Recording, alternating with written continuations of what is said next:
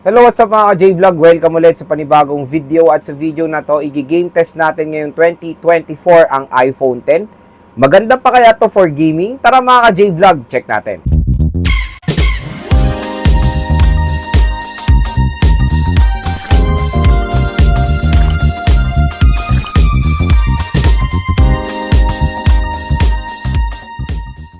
So, 5 games ang ating iti-test. Meron tayong ML, Asphalt 9, Genshin Impact, Firelight 84 at COD.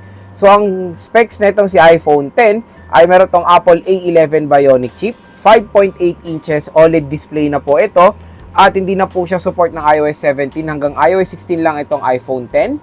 At maliit lang ang kanyang battery capacity, nasa 2,000 plus mAh lang. So, yon, try na natin maglaro. So, first na lalaruin natin is ML at ito ang ating settings. So, HD mode naka-on, refresh rate natin super, graphics ultra naka-on ng outline at shadow. Nakakatuwa na super optimized na tong chipset na to, kaya available lahat ng matataas na settings, and naka-full download na ang resources dito.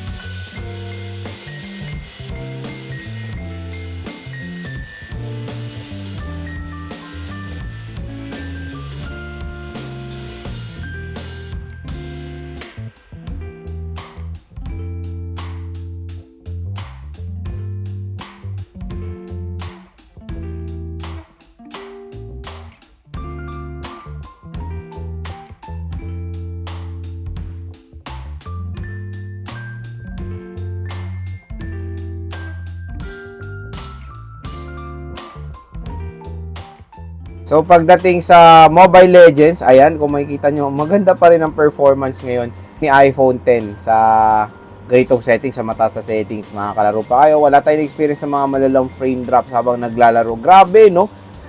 Magse 7 years na itong smartphone na to, pero still, ang ganda pa rin ng performance niya sa gaming. Especially Mobile Legends. So, ML lang naman ang pag-uusapan. Kayang-kaya po yan i-handle ni iPhone X. So, next naman is Firelight 84. So, ito naman po yung ating settings. So, yan sinet natin sa HD, nag-restart siya. So, hanggang graphics niya is ultra, frame rate, extreme.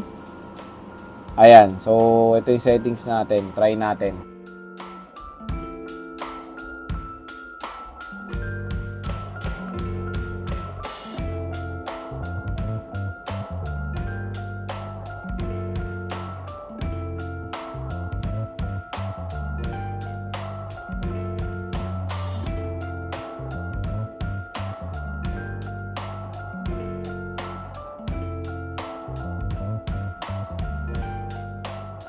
So, yun, kung mapapansin nyo sa Firelight 84, wow, ang ganda talaga pag sinet nyo sa mataas sa graphics. And surprisingly, na-handle niya yung Firelight 84 ng mabuti. Ayan, no? Nakakalaro tayo sa mataas sa settings. May mga frame drops tayo na experience from time to time, pero nakakaya niya. Grabe, magse 7 years na itong smartphone na to, pero playable pa rin po yung mga modern games ngayon. Ayun nga lang, ang napansin ko, saglit pa lang tayo naglalaro naka-high settings kasi tayo, medyo nakaka-experience na tayo ng warm sa smartphone sa bandang joystick at nag-auto dim na siya ng konti. So ito na yung sinasabi ko sa inyo, pag nag-overheat yung smartphone or yung iPhone, nag-auto dim siya ng biglaan. Pero yan, okay naman po. Importante dito yung tinest natin na playable ang Firelight 84 dito sa iPhone X ngayong 2024. So makakalaro naman po kayo ng Firelight 84 dito. So yan, playable po siya. So next naman is COD. So ito po yung isa-set nating settings both sa Battle Royale and multiplayer. So graphics very high at ang frame rate natin nasa max, pero pag rename rate natin max, graphics lang pala high. So graphics high, frame rate max.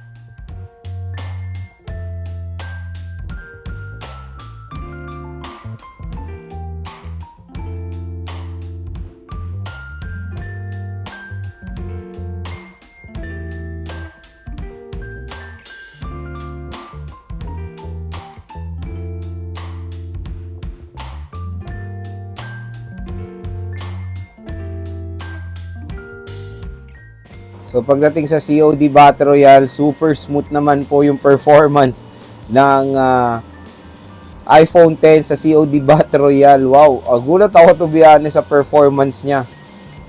7 taon na tong chipset na to, pero tingnan nyo naman may bubuga pa rin to for gaming. Ayan, smooth pa rin niya. Mataas sa settings to. Grabe, ganyan po talaga kalupit ng mga chipset ng mga iPhones. Lalo na pag naka-optimize nga yung software nito sa smartphone. So, yon, paniguradong may enjoy nyo po maglaro ng COD pa rin dito sa iPhone X ngayong 2024. Playable na playable po siya.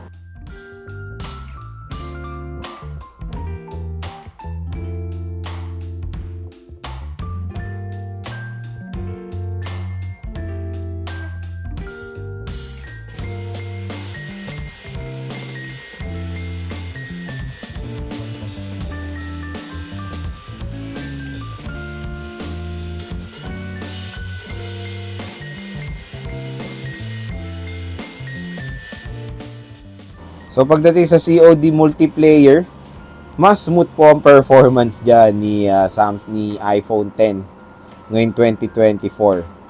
So, grabe, mataas din ang settings nito. Yan, smooth to. Diba, wala tayong experience sa mga frame drops yan habang naglalaro ng COD, mapa multiplayer or battle royale. Grabe, nakakatuwa pa rin itong smartphone na ito ngayong 2024. May bubuga pa rin for gaming. So, next naman is Asphalt 9.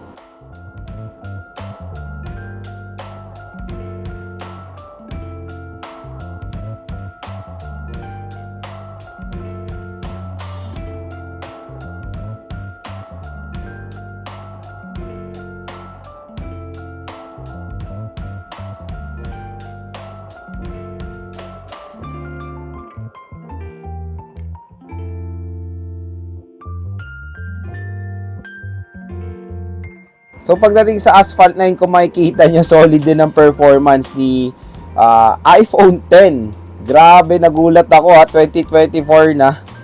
Pero, ang ganda pa rin ng performance niya kahit sa Asphalt 9. Solid.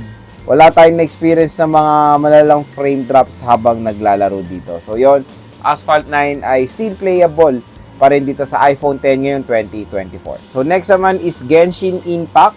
Ayan, dito na natin matatry si iPhone X. Okay, syempre, isang mabigat na laro to. Ngayon, try muna natin iset sa pinakamataas na settings. Ayan, graphics highest, 60 FPS, at i-low lang natin yung motion blur naman. So, low motion blur. Yun. Ayan na. Nag-frame drop. Ayun, malala yung mga frame drop niya sa motion blur.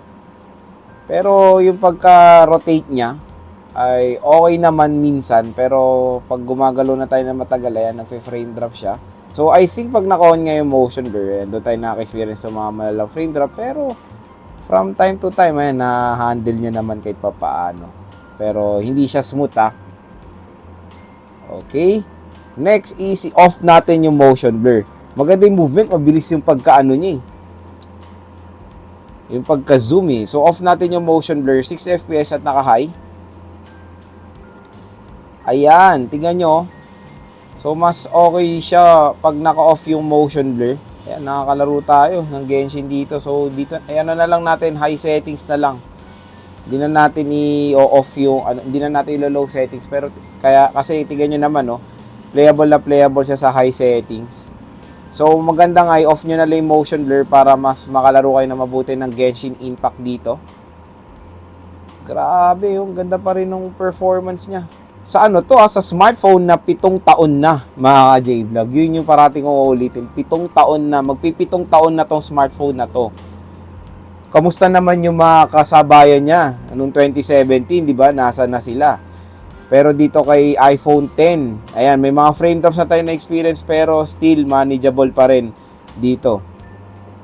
So, nakaka-feel na kasi tayo ng warm, dito sa may bandang joystick, at doon na tayo nakaka-experience sa mga frame drops na pag uminit na tong smartphones. Isasuggest ko sa inyo, iset nyo sa mababang settings to pag matagal talaga yung maglalaro ng Genshin, kasi mas mas light yung load niya, kaya paniguradong mas matagal siya mag-overheat pag naka-low settings lang. So yun, nakakagulat ngayong 2024, still playable pa rin ang Genshin Impact sa magpipitong taon na smartphone. So yun mga ka-J-Vlog, nakita nyo na ang gaming performance ni iPhone X. Solid, no? Yun nga, magpipitong taon na tong smartphone na to sa September 2024. Grabe, hindi ko in-expect na hanggang ngayon ay maganda pa rin ang performance ng iPhone X mga ka-J-Vlog.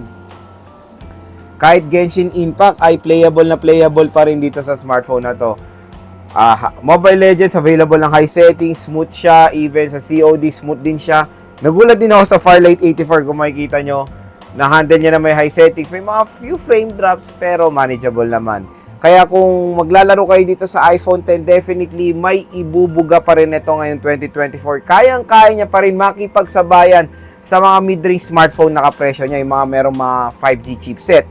Pero ang pinaka kalaban nyo lang sa iPhone X pag maglalaro kayo dito is of course yung kanyang battery at mas mabilis po siya mag-overheat pag yung lalaruin yung game ay nagre-require ng mga matataas na graphics.